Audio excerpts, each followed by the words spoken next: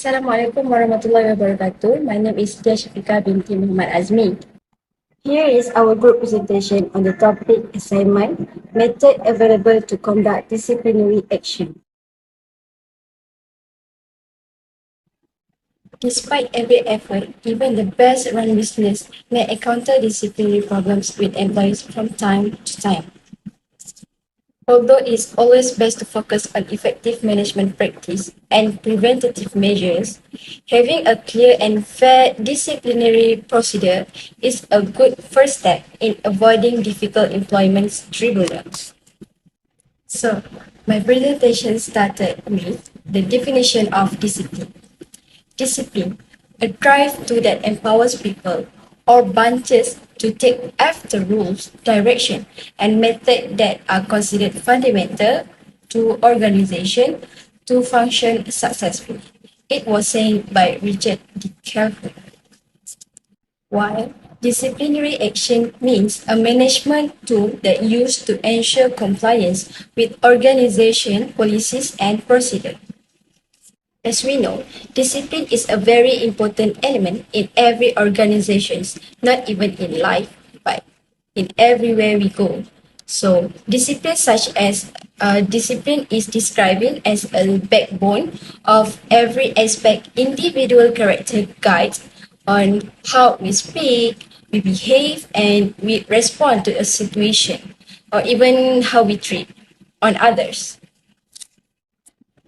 Discipline also can be characterized as the administration activity to advance compliance with the conventional organizational standard. As a person, we are not made from doing mistakes. And it's also same goes to employees. There are several reasons or mistakes that cause you to be disciplined, such as harassment, or misuse of the internet or email. You're uploading something that can cause bad of your organization. And next is unauthorized absence, which is you always left the office without any reason. And health or safety, which is you have been sick for a long time and cannot give a commitment to your work. So that is the reason why you have been disciplined by your manager. Alright, the first method available to conduct the disciplinary action is firstly preventative approach. An important element of human resource development is the administration of disciplinary action. Often, employees may be found to be out of line with the organization expectation. This prompts the need to establish some reaction measures with the aim of discouraging situations where employees fall short of the organization expectation. Discipline is regarded as preventative when organizations design and put in place programs or measures that discourage or dissuade organizational members from coming late, absent, redundancy, disobedience to superior officer, insubordination, among others. This preventative discipline is meant to prevent violation or deviation. Therefore, it is usually stated expressly without ambiguity and in simple terms for the high and the low in the organization to understand the message. However, for preventive disciplinary action to be effective, managers must create an environment of openness and honesty, one in which employees feel comfortable sharing even negative information and are appreciated for doing so in a timely fashion. Preventive discipline is the type of discipline action that used to enforce from preventing the employees to violate or deviate the regulations and rules that have been set by the organization itself. This type of disciplinary is usually used to prohibit the employees from attempting to undertake some activities that are contrary to the policies of the company. For example, If properly segregating duties is not possible due to limitation of staffing resources, random or independent reviews of transactions after the fact approvals or exception reports reviews can mitigate the risk exposure, while preventative controls are functioning as intended. Firstly, internal control activities. The human resource management can make a proper approvals, authorization, and verification. The action of approving transaction should not be taken lightly. An approval indicates that the supporting documentation is complete, appropriate, accurate, and in compliance with organization policies and procedures. Unusual items should be questioned. Person approving transaction should have the authority to do so and the knowledge to make informed decisions. Authorization should always be obtained from a higher level supervisor of the employee. No one should be allowed to approve payments to him or herself or to suppliers and vendors for expenses they have personally incurred on behalf of the transaction. The second step in internal control is separation of duties, means that no one should be able to control a transaction or a process from beginning to end without intervention or review by at least one other person. Specifically, an individual should not be in position to initiate, approve, undertake, and review the same action. This principle is not limited to financial activities alone. Example, processing documents also need to make a dual individual. Involving two or more people to perform key responsibilities will reduce the opportunity for misappropriation of funds or fraud.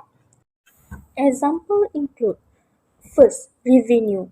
A single person should not handle cash and verify deposits. Ideally, three people are needed to properly segregate duties. One person receives the revenue and creates a receipt, another person prepares the deposit, and third reconciles it to the general ledger monthly. If only two available, the cashier can return and validate a deposit slip on the first person to be compared to the receipt generated. If the receipt were for a payment of an account, the deposit process should be separated from posting the payment to the account receivable. Second, expenditure. One person should not process, approve, and reconcile expenditures. At minimum, the approval and reconciliation duties should be segregated. And third, payroll. Ideally, one person should input time, another approve, and third reconcile. The person who adds new employees on payroll should not also enter and approve hours worked. In all cases, independent post-transactional review or reconciliations by the person fiscally responsible for the budget should be performed to help achieve the greater control in the organization. Many companies use a progressive discipline when addressing problem employees.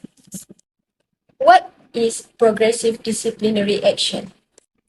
Progressive discipline is the application of corrective measures by increasing degrees. The concept stipulates that a penalty for a wrongdoing should keep increasing with a repetition. Ensure that a minimal punishment applicable to the offense is enforced. Progressive discipline allows the human resource department to consistently impact employee conduct. The goal is to modify the unacceptable behavior or improve the performance. There is four steps involved in this approach. Step 1 is oral warning or counseling. Step 2 is written warning, which is it has two. First, a written warning, and second is final written warning. Step 3 is suspension without pay or demotion or downgrading. Step 4 is discharge or termination. Basically, counseling is usually the initial step. Ensure that the counseling session remains peaceful and laid back. Managers should be kind but also strong and assertive towards the employee. In the first step, managers should be discussing with the employee. Ask them about what the problems and how you can help the employee without you terminating them from their job. Second step is a written warning. Prior to putting anything on paper, engage in a conversation with someone, much like you did during your counseling session. Write a note on the paper about what have you been discussed before on oral warning. Step 3 is suspension without pay. In the third place, when an individual faces suspension without pay, the employee can take a break from work, and it's better for them for not to show up in their office for a certain period. Besides, the employee may be suspended by their boss because they have to conclude whether their problems or wrongdoing have any merit or not. The standard duration of a disciplinary suspension, which entails the non-payment of wages for a non-exempt employee, is a typical 3 working days. It is customary that a disciplinary suspension for an exempt employee lasts for a typical week. In the event that unsatisfactory job performance or conduct persists beyond a period of a suspension, or in instance where a severe violation has occurred, the employer reserves the right to proceed with the termination of the employees. This is the last step, which is the employees has been terminated from their job. The final stage of a progressive disciplinary framework is employed when previous measures have failed to yield the desired outcome. So that is the fourth step that involving in progressive disciplinary action, which is first, oral warning or counseling, where the manager talk to the employee, sharing and discussing about the problems. Second step is a written warning, which is all the things that has been discussed before. This must be written on the note. Step 3 is a suspension without pay, which is the employee has been suspended or take a break from work and not showing off their face in the workplace. And the last step is discharge or termination. This is the crucial step where the problems cannot be solved anymore. The third method to conduct disciplinary action is by hot stove rule. The hot stove rule of Douglas MacGregor gives a good illustration of how to impose disciplinary action without generating resentment. This rule draws an analogy between touching a hot stove and undergoing discipline. There are four principles in the hot stove rule, which is first, burn immediately. When you touch the hot stove, you burn your hand. The discipline was directed against the act, not against anybody else. Second, provides warning. You learn your lesson quickly. You had warning as you knew the stove was red hot and you knew what would happen to you if you touched it. Third, burns impersonally. An effective disciplinary action must occur promptly so that the individual can see the clear connection between the reactions with their actions. And fourth, give consistent punishment. The discipline was consistent.